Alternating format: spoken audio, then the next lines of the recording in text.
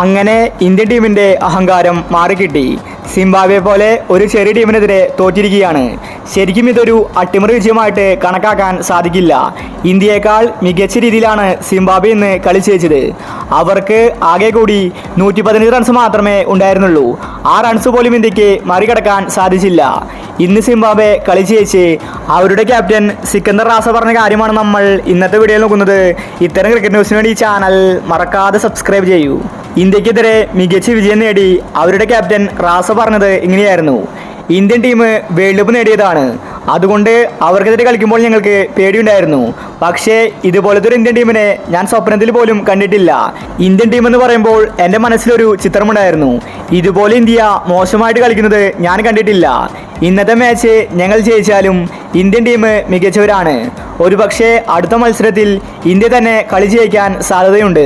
Indian ടീമിനെ ഞങ്ങൾ ഒരിക്കലും വില കുറച്ച് കാണില്ല. ഇന്ന് ഞങ്ങൾ കളി ജയിക്കാൻ കാരണം അത് ബൗളേഴ്സാണ്. മികച്ച പ്രകടനമാണ് ബൗളേഴ്സ് കാഴ്ചവെച്ചത്.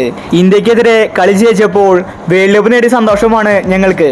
ഒരുപാട് വർഷമായി ഇന്ത്യൻ ടീമിനെ ഞങ്ങൾ T20യിൽ തോൽപ്പിച്ചിട്ട്. ഇത് ഞങ്ങൾക്ക് ചരിത്ര നിമിഷമാണ്. ഇനി ഞങ്ങൾ അടുത്ത മാച്ചിൽ ഇതേ കളി ആവർത്തിക്കുമെന്ന് സിക്കന്ദർ റാസ വ്യക്തമാക്കി. ഇന്ത്യൻ ആരാധകർ നിരാശയിലാണ്.